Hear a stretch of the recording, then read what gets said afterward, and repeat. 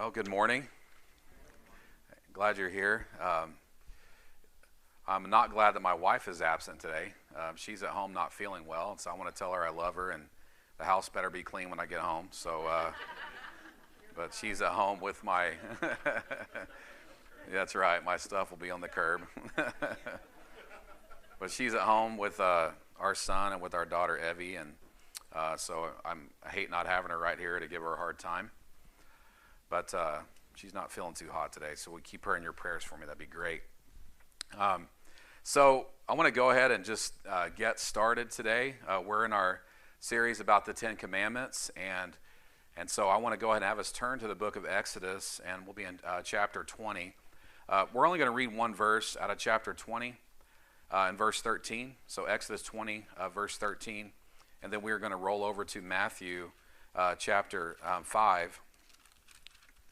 In just a moment. So one verse out of Exodus 20, verse 13, probably the most well-known of the Ten Commandments, and the one that everybody can seem to get, right? But very briefly here, Exodus 20, verse 13 says, you shall not murder. In fact, if you read the original Hebrew, it's literally two words. You know what the two words are? It says no murder. Pretty simple stuff. Y'all feel like we can go home now? Are we good? Okay. Obviously, Jesus is always going to try to take things deeper with us, and so we want to go to the book of Matthew, and the Gospel of Matthew is the first book in our New Testament, and we'll be in Matthew chapter 5. And those of you that were with us several months ago, we preached through the Sermon on the Mount, and covered that entire sermon that Christ preached, and we read these verses for sure. And so we're going to be in verse 21, and we're going to go through verse 24. These will be our scriptures we read today. So here we go, verse 21 in Matthew chapter 5. You have heard that it said to the people long ago, you shall not murder, and anyone who murders will be subject to judgment. But I tell you that anyone who is angry with a brother or sister will be subject to judgment. Again, anyone who says to a brother or sister, raka, which means contempt, is answerable to the court. And anyone who says, you fool, will be in the danger of the fire of hell. Verse 23, therefore, if you are offering a gift at the altar, and there remember that your brother or sister has something against you, leave your gift there in front of the altar, and first go and be reconciled to them, and then come and offer your gift. Amen. So, as we preached last week, church, the first four commandments are about our relationship with God, right? They're all about our vertical relationship with the Lord. And so we covered the first four, and then we're moving to the last six, and we started with our parents last week, honoring your mom and your dad. And that was a tough sermon. I threw a lot out at you, and you guys handled it okay. Gave you about a C+ or so. But no, it was a tough one, and you guys, it was really, I said a lot of different things, and it was a difficult sermon for many different reasons. I think there's a lot of different emotions in the room about last Sunday's sermon, and I think God sorted all that out, I believe, in my heart, and hopefully in yours as well. And then today we move into this other part of these last six that are about a relationship with other people. And so we started with mom and dad, and now we get to that very famous verse that literally just says, no murder, you shall not murder. And so as we like to say so well, that the first four commandments are like about our vertical relationship, right, with God. And then our last six are the horizontal relationships with people. And so we break them up in those types of sections and understand that this is how God built these out for us. And so that verse, you shall not murder, if you went and asked anybody what the Ten Commandments were, they could probably at least get that one, right? Correct? I mean, it's just kind of the one that everybody knows. It's the one that everybody can remember. There's a famous, you can YouTube this later if you know what YouTube is, but there's a famous clip of a congressman from the state of Georgia years ago, and he was authoring this bill to make it law that you had to post the Ten Commandments at the State House, basically. That they wanted the Ten Commandments on the State House, and he was being interviewed by Stephen Colbert. And in that interview, they were talking about why he wanted to do this, how got to have the 10 Commandments because we don't want to forget what they are. And then Stephen Colbert asked him, well, what are the 10 Commandments? And he didn't know what they were. But he couldn't name one of them. I bet you know which one he could name. Don't murder, right?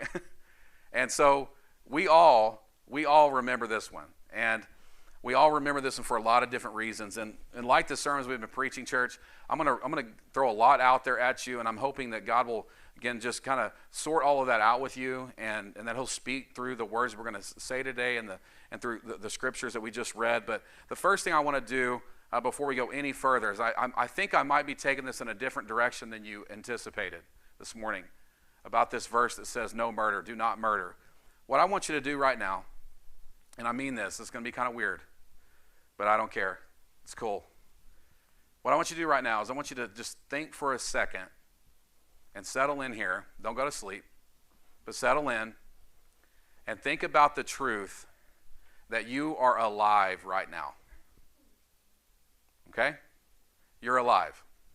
You're breathing. You're here in this room. You might be watching from home, wherever you might be. You are in this room and you are alive. And there's a consciousness right now about us that we know that it's just this weird feeling. It's kind of trippy, isn't it? To think, man, I'm alive. Like, you think about it. Like, I'm breathing. I'm here. My mind is thinking. I'm feeling things in this moment. And I'm experiencing that. And my heart is beating right now. My brain is firing. And I'm thinking about the fact that I am conscious in this room right now. Is a pretty crazy thing to think about, is it not? It's pretty amazing. And what I want you to know today is this. That was God's idea. Life is God's idea. Praise the Lord. It's his idea. The fact that I'm standing up here right now preaching and breathing, and my heart is beating in my chest, and I'm pacing the stage, and I'm presenting God's word to you, and you're sitting out there and you're watching from home, and you're aware of this ability, that this ability you have to be aware that you're alive is a gift from God. It's a gift from God. So this is why this commandment is so important. I mean, I can tell you about my son for just a moment. My son Wells. I was telling a couple that's visiting with us this morning that if he was here, he'd be the loudest dude in the room, right? He's taken over the church. It's embarrassing, but it's cool. But the thing that's amazing about, and you can look all this up, I had to look it up myself, but the truth is that whether or not doctors could pick this up or not, at 3 weeks gestation, my son's heart was beating in his mother's womb. Okay? 3 weeks. That at some point when his life came together, and that God decided that he wanted Wells Kitchell to be born on this earth, in that moment, and that God's idea that literally 7 octillion atoms came together to form him. All right? And before my wife gave birth to my son and gave birth to our bundle of joy, did you guys know that his heart beat, his heart beat. What is the word? What is wrong with me? I don't know. It's all good. Whatever your heart does, right? He had 54 million heartbeats before he was born. 54 million before he was born. And then by the time he passes away on this earth, he'll probably, eventually, his heart will beat 3.2 billion times while he's alive. Okay? I mean, I could go on and on about this. The fact that, when a baby's born, they're able to distinguish up to 10 million different colors at the same time. All right? Millions of different smells. My son has lots of smells. Okay? He does. But all of that is God's idea. Amen? It's all his idea. Life was God's plan. And I could go on and on about this. How we took, and you probably heard these things before, but if you took his DNA and you stretched it, it would stretch out to, some people say up to 10 billion miles of just DNA, because that's how intricately wired we are by God. It's incredible stuff to think about. But here's the thing. Don't miss this. Please hear what I'm saying to you. The most important thing about my son and the most important thing about you today is that you have a soul. And you know what? Your soul is eternal. And because your soul is eternal, your soul is bigger than the entire universe. And we don't think about it enough. We can quote this verse, don't murder, but what is God really saying? What is God really telling us? God is telling us that life matters. God is telling us that life is his idea, that it's not my idea. And maybe today you just need to hear that. Maybe you're discouraged this morning. Maybe you're just a little down about life and how things are going for you, and you might be struggling with your worth and all of that. And I want you to think about just the fact that you're here right now, and you're here this morning because God wanted you to be here, because you were his idea.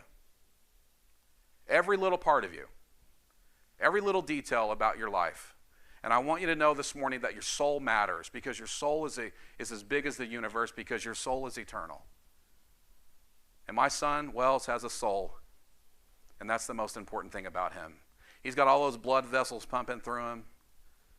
He's getting 2 new teeth on the front that just look terrible, okay? I mean, he's got all these things going on about his being and his body. But the most important thing, church, about my son, and the most important thing about you is your soul. God gave you a soul. And I know I make all the dog lovers mad in here, but I have dog now. I have a dog now. I have dog. I can't speak English this morning. I have dog. Yes, I have dog. I have cat. But I have a dog. And I promise you, I love my little Penny, and I love our new little cat we got. It's great. They're wonderful. But the thing that makes humans different than animals is that we have souls. We have the ability to think and reason about the meaning of life. Your cat and dog have a spirit. Chill. It's cool. They're alive and they're precious.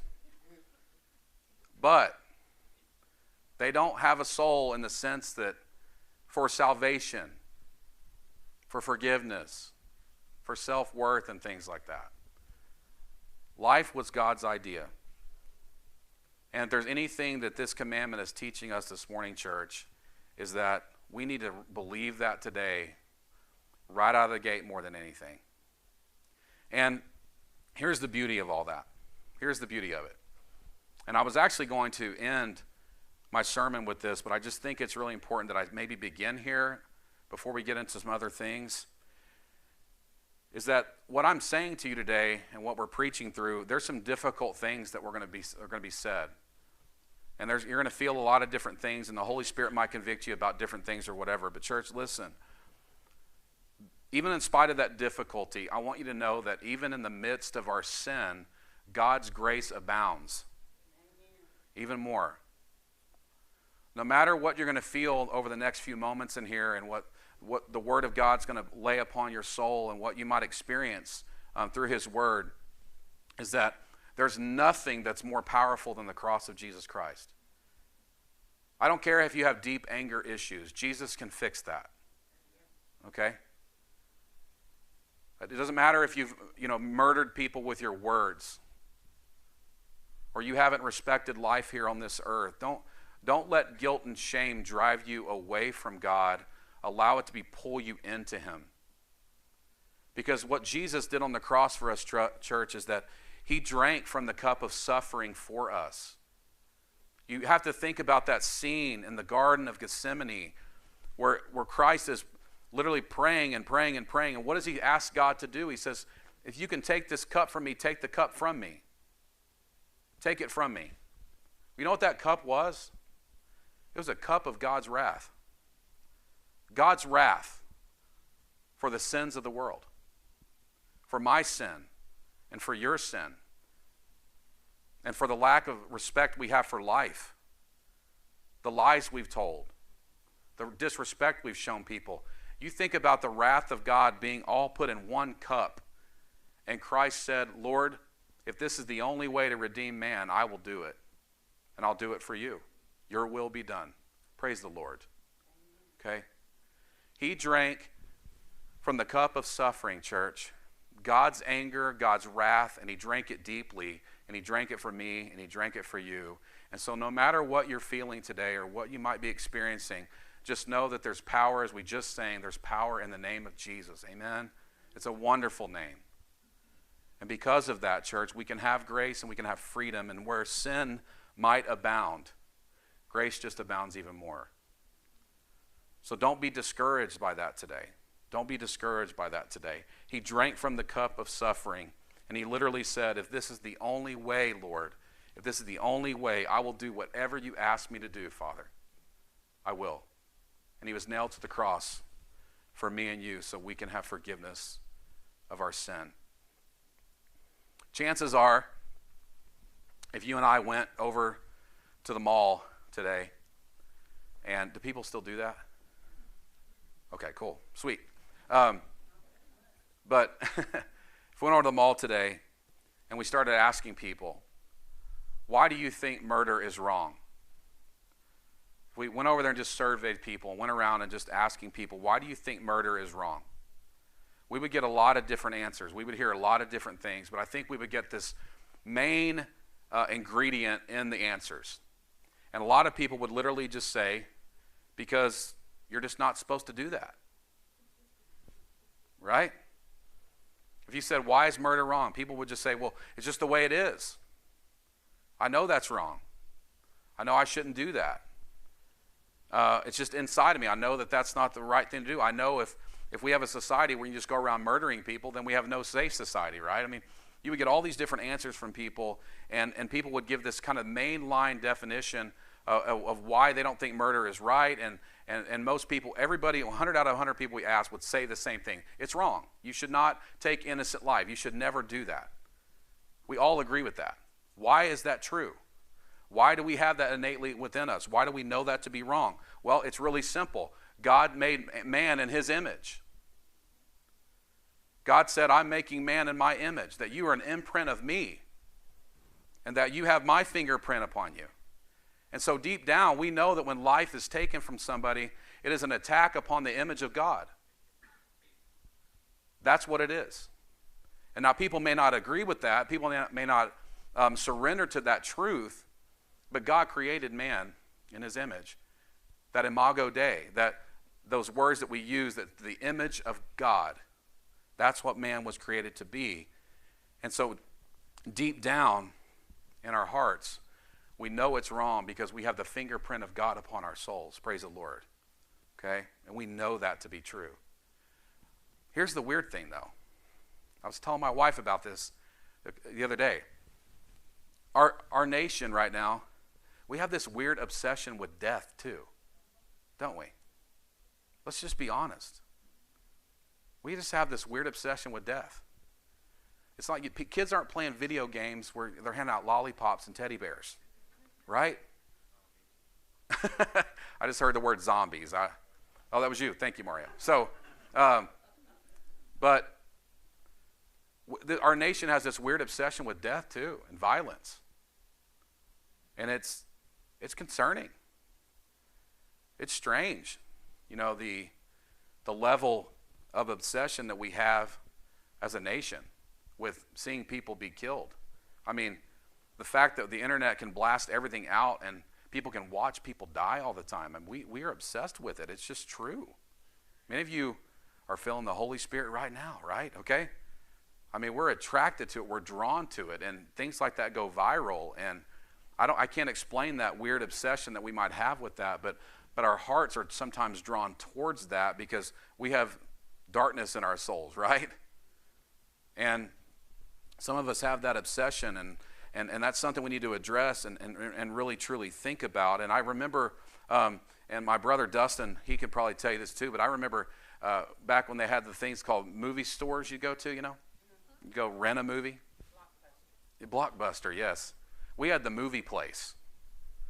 Anybody remember the movie place in Norman, right? Cool, 3 of you, sweet. All right, but I remember going over there, and they had this wall of like the forbidden movies, and one of the sections was the movies called The Faces of Death, and you would literally rent this video, and it just showed people dying, and but people, they were always checked out, I mean, it was just like, I can't explain that to you, but I just know that at times, church, there can be this obsession with that, this obsession with the violence, and having a lack of respect for life. And church, what I want to lay at your feet this morning is that there should be no people on the earth that support life more than Christians. We should never celebrate death, ever. We should never, ever be drawn to death. Because you know what? What was it? Life was God's idea. And that's something that we got to come to terms with today. Christians, we should defend life. Amen? We should fight for life. We should be the people that we stare death in the face and we present life to it. That is our job. That is our goal. That is our desire and our joy as Christians, is that we never celebrate death. We celebrate life. We don't ever have an obsession with violence or things like that. We just don't allow that to happen in our hearts. And churches, I talked about my son just a moment ago. There's no greater heartbreak for me in our nation right now than the lack of respect and honor for the unborn. It's unbelievable. And I could, and I have, and I could, and I will, preach sermons about our lack of respect for the unborn and how we use the ridiculous terms of choice and medical care to take a life of someone that has no voice at all. And we claim it to be choice. And if I say that and I hurt your feelings, I'm sorry. But I know that my God created life. And I know it's Christians' job to defend that.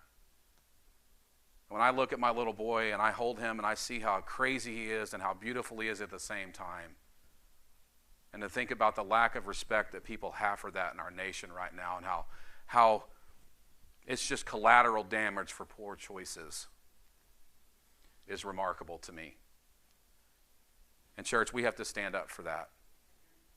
We have to believe that every human being, every life matters. Every life matters. And the beauty of all that, church, as I go back and we look at what I just said just a few moments ago, is that even if that is a part of your history, even if that is a part of something that you've struggled with in your life, a lack of respect for life, and nothing is beyond the reach of the cross of Christ. Nothing. There's no sin you could imagine that the blood of Jesus could not cover. None. None. And so I want us to rest in that today, no matter what we might be feeling in light of that. Everybody okay? Okay. That's tough stuff, I know. But I believe with all my heart, I really believe this, that I hope the day comes that eventually we look back upon the atrocities of our lack of respect for life, and we look back upon it in the years to come as like we do slavery now. It used to be legal to own a slave. It used to be the common thing to do. It was okay. Everybody was doing it. Praise God, that's not happening right now. Amen. And you know why it happened? Because Christians decided that enough was enough. That's what happened. And when we decide that enough is enough, that's when things change. Amen. God is the creator of life, and it was his idea. Okay, do I need to stop there? Are we okay? Are we sure? Okay, we're good. Thank you. So, as Christ always does for us today, and we don't need to, we need to go deeper. And this is kind of the final thing we're going to do here with this. We have to go deeper than just the command of thou shalt not murder. We got to make sure we understand exactly why this command was given. And Christ did an incredible job explaining why this command was given. And as we read from Matthew chapter 5, it tells us that it's not enough just to say, I don't kill people. And so we can't walk out of the door today and get in our cars and drive away and think, that sermon didn't apply to me because I've never murdered anybody. And pat yourself on the back. Okay? And I think that's why a lot of us, when we read this command, we're just like, I've got that one down. Never going to kill anybody. Okay? And no big deal. That's an easy commandment. And the truth is that we can say that all we want, and I can say it all I want. But if I have incredible, deep-rooted anger in my heart towards people, and bitterness and aggression towards people, and hate towards people, Christ is saying you are a murderer in your heart. Amen. And that's where it begins. Christ will even take it a whole nother level and say, look, if you're praying and you realize that someone has something against you, you need to go and be reconciled to them first. And he's not talking about if you're angry at somebody. He's saying if you know someone is angry with you, go and be reconciled. Because what Christ is saying it's not just like when we talk about adultery. It's not like just enough to say, well, I lust after women all the time, but I never really cheat, right? I mean, that makes no female feel safe, right? Thank you, honey, right? I mean, it doesn't work that way. It's the same thing, it's the same principle. It's a heart issue. It's like, I've never murdered anybody, but man, I sure do hate about 38 people, and I wish they would die, but I'm never going to kill them. I mean, it's the same thing. Like we have to get to the root of it, all right? And so, I kept track, as I was preparing this sermon, I kept track of just things this week that I got angry about. And times in my heart when I literally just was fuming. And what I want you to listen to this morning is that my fuming had very little to do with what was actually happening. Had a lot more to do with me as a person. Okay? So when I am hanging up the phone on a lady that works for Citibank,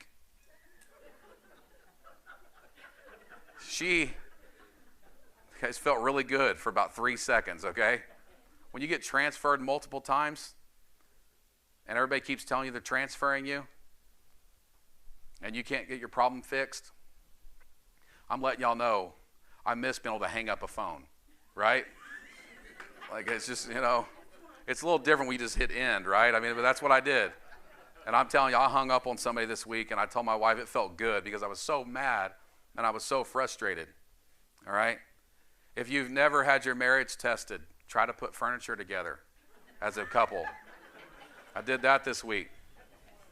Got angry. Throwing the screwdriver around. You're like, I'm some tough guy, like I'm putting together a piece of furniture, like that someone already built. I just have to put the screws in it, right? Okay? I mean, it's just embarrassing. Sorry. But,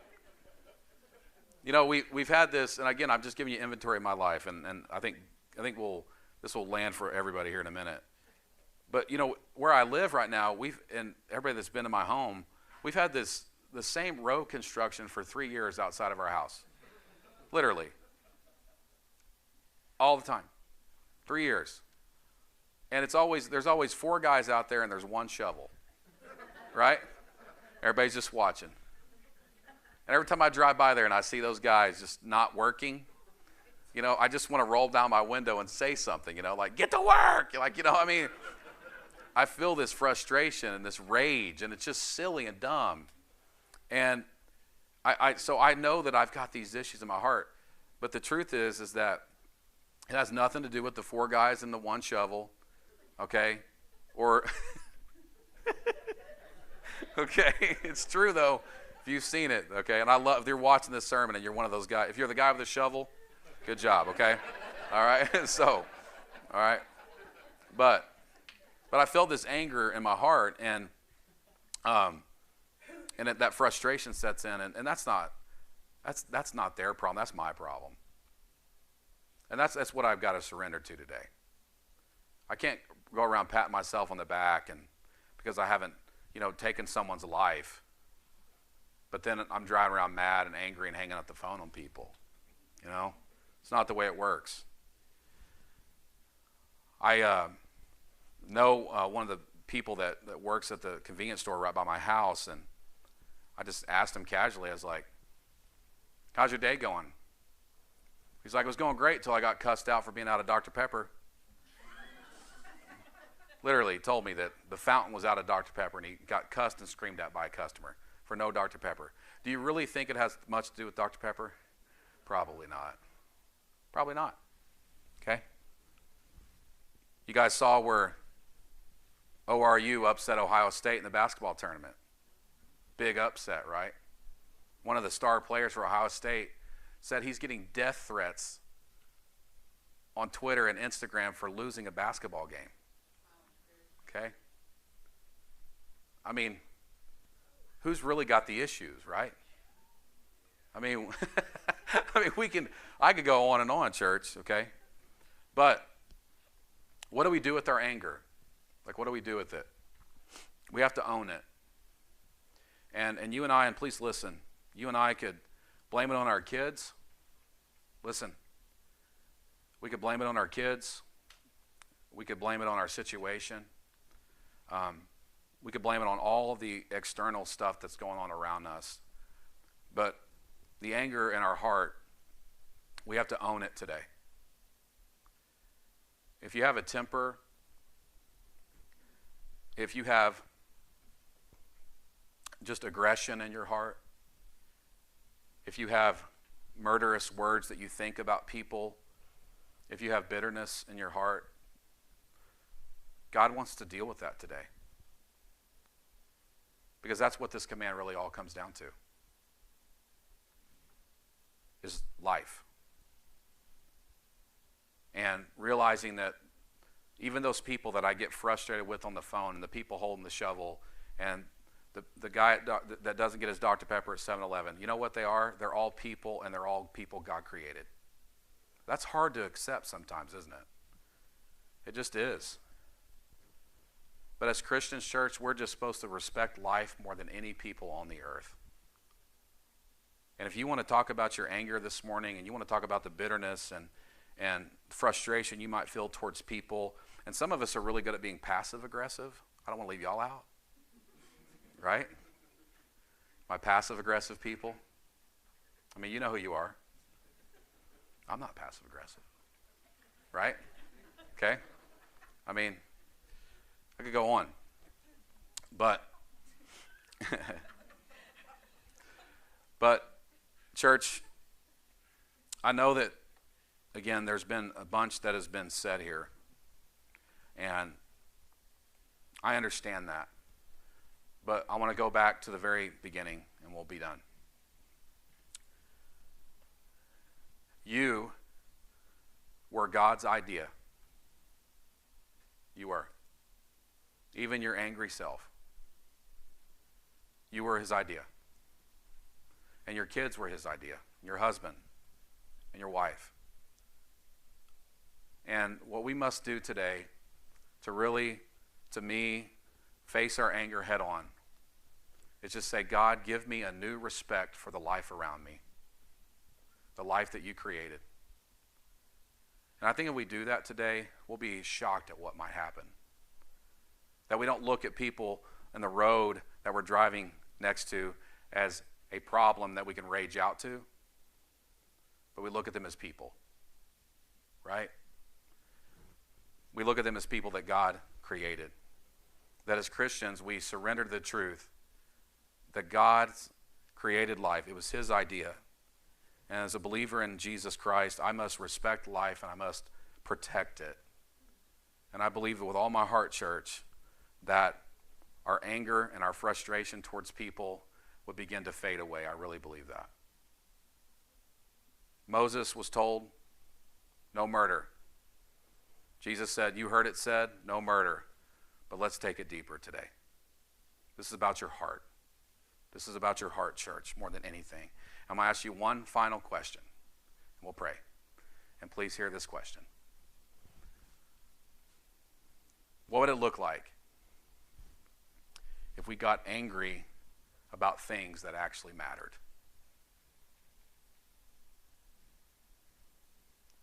What would that look like? Think about it. What would it look like if you got mad and had a righteous anger about things that actually mattered?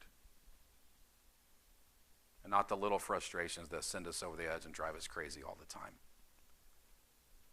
Let's pray. Okay.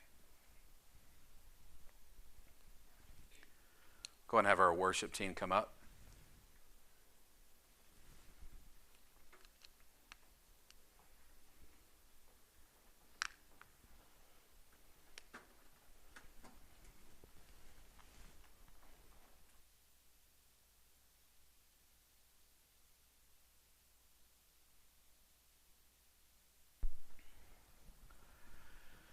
If you'll bow your heads with me this morning, close your eyes, and just want to pray over you.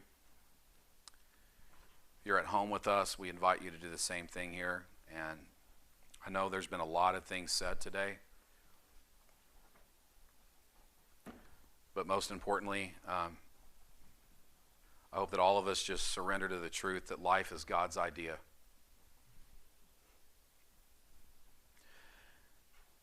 And as you sit out there this morning in this building, and as you're at home, you're breathing, your heart is beating, you're aware, you feel motion, your brain is firing, you have thoughts and you have dreams. You are God's idea, and you're valuable.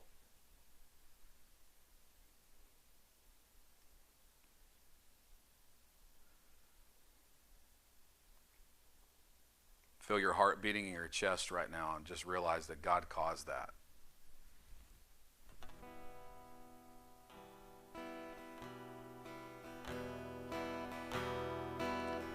Father, we just thank you for your word this morning. Pray that we would stop cheapening life around us, Lord, by looking at people as problems instead of actual people that you created, Lord. Pray, God, that you would help us deal with our anger issues and our struggles there, and our tempers and our frustrations and our aggression. Help us realize it's a heart issue, Lord, and may we face it today head on. And finally, Lord, help us see the value all around us in life and what you've given us on this earth. We love you. We thank you, and we pray this in Christ's name. Amen. I want to pray for you. If you want to come up and have a seat.